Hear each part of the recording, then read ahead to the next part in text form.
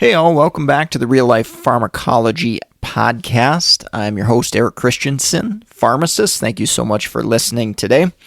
This will be a little bit of a special episode. I'm going to cover some polypharmacy cases, some prescribing cascade cases that I have seen in my practice. I've been taking a few notes over the last 3 to 6 months of situations I've seen, and really just wanted to provide you with some real life stuff that actually happens. So that's what I'm going to focus on today. A couple reminders. I've got a board certified geriatric pharmacist course, tons of hours of content, thousands of practice questions as well. It's intended to help pharmacists prepare for board certified geriatric pharmacist exam.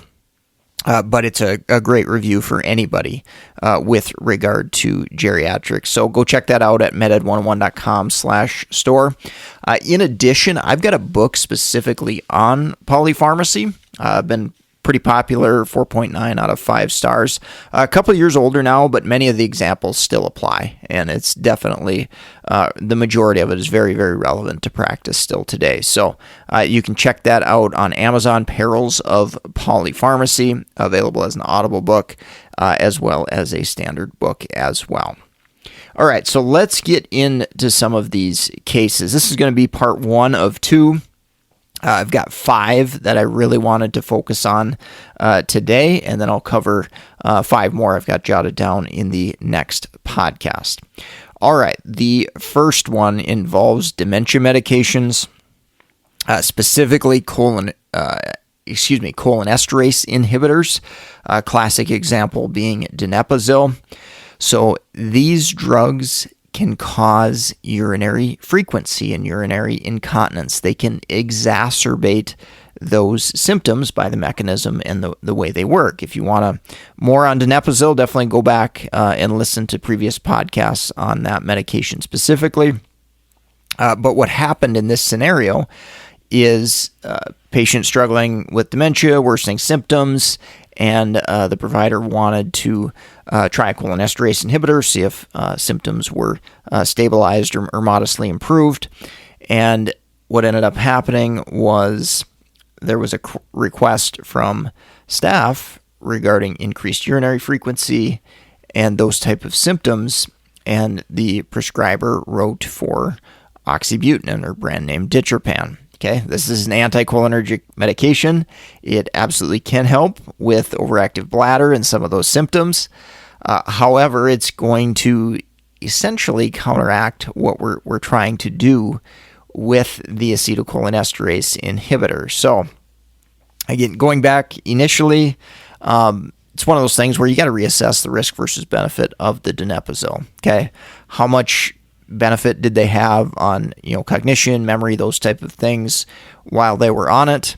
If the benefit was negligible, let's probably just get rid of it so we don't have 2 new medications having to be added there. On the flip side, if it was really felt that donepezil was beneficial, absolutely we need to continue it. Families on board. Patient seems to be doing much better. We want to keep it. Well, in that situation, we would probably look towards maybe one of the beta-3 agonists as a potential alternative there, instead of an urinary anticholinergic, which can worsen some of those central nervous system symptoms. So definitely a great example of an opposing pharmacology of medications where we basically got 2 medications working against each other, one in a cholinergic fashion and the other in an anticholinergic fashion.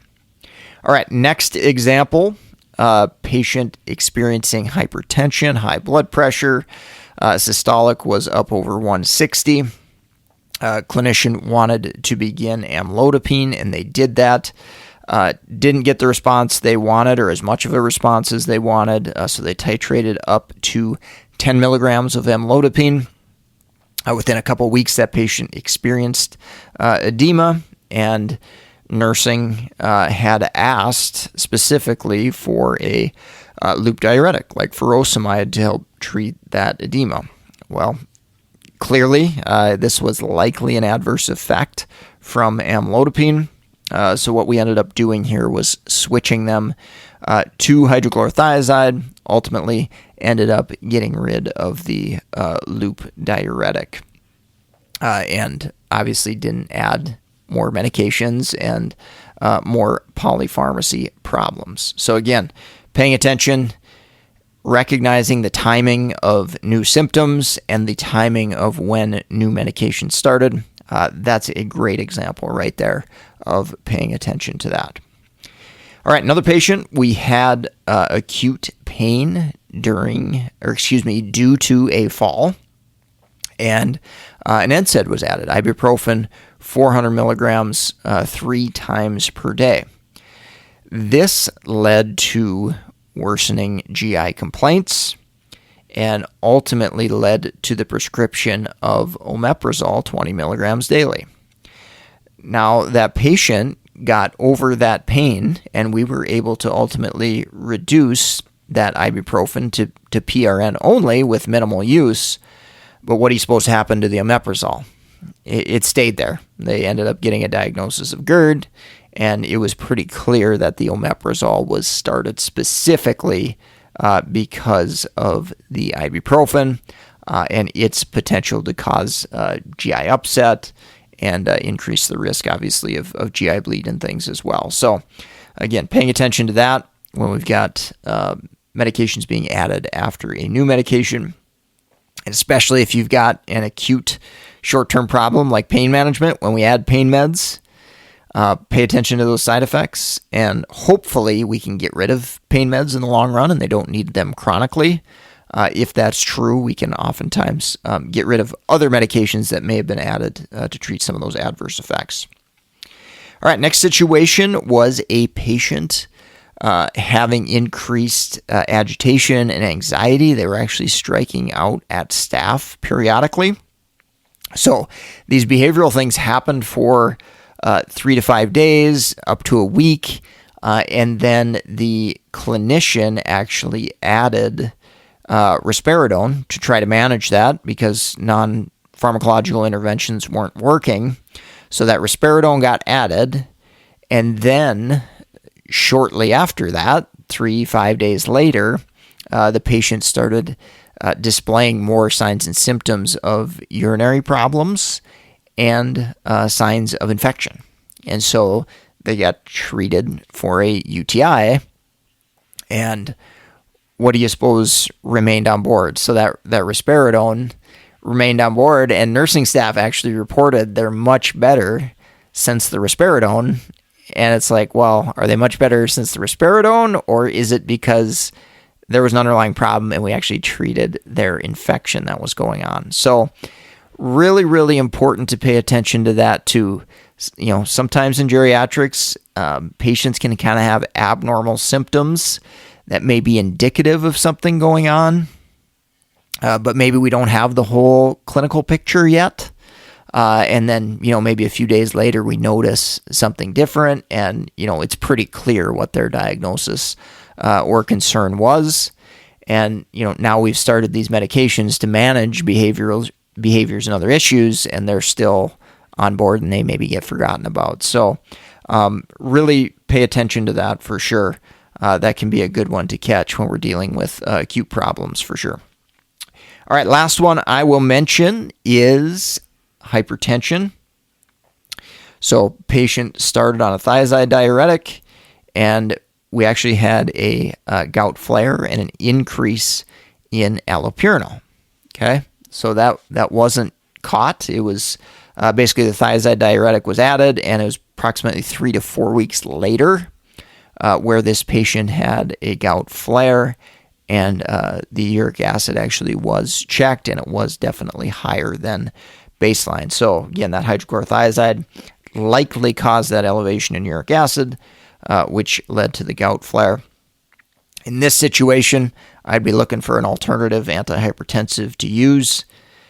Get rid of the hydrochlorothiazide, hopefully. Maybe we can use, ACE, ARB, amlodipine, something else to manage that hypertension. And then that will help us get that allopurinol dose back down to the regular dose, and ultimately help us avoid future gout flares as well. All right, so those are 5 examples on part 1. I'm going to cover 5 more coming up next week, so stay tuned to that. Keep in mind, any of these medications I mentioned today, I've got podcast episodes on all these meds specifically. They last usually in the neighborhood of 10 to 15 minutes. Great refreshers on all these medications. So go to reallifepharmacology.com. You can simply search up the drug once you hit the podcast tab on the right-hand side. I've also got them categorized, cardiovascular, endocrine, pain management. So if you're looking at studying a specific topic, maybe you're in school, for example, and you're taking a pharmacology exam on pain management or pain meds, I've got them categorized there, so that can really help you study and prepare as well. So again, go check that out, reallifepharmacology.com. While you're there, grab your free 31-page PDF on the top 200 drugs. Great little study guide, refresher. And of course, always support the sponsor, meded101.com/store. Your support, your purchases there go directly to help fund this podcast. So I greatly appreciate that. If you want to reach out to me, mededucation101@gmail.com. You can track me down on LinkedIn as well, Eric Christensen, PharmD, BCPS, BCGP. Thank you so much for listening. Take care. Hope you have a great rest of your day.